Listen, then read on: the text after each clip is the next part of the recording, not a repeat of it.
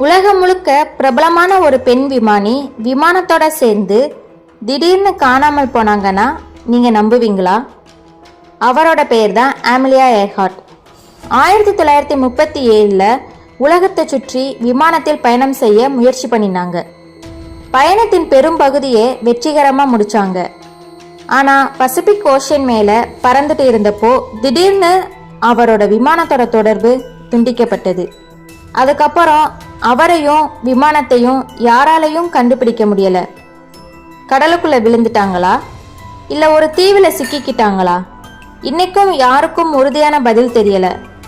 அதனால் அமெலியா ஏர்ஹார்ட்டின் காணாமல் போன சம்பவம் உலகத்தோட மிகப்பெரிய மர்மங்களில் ஒன்றா இருக்குது.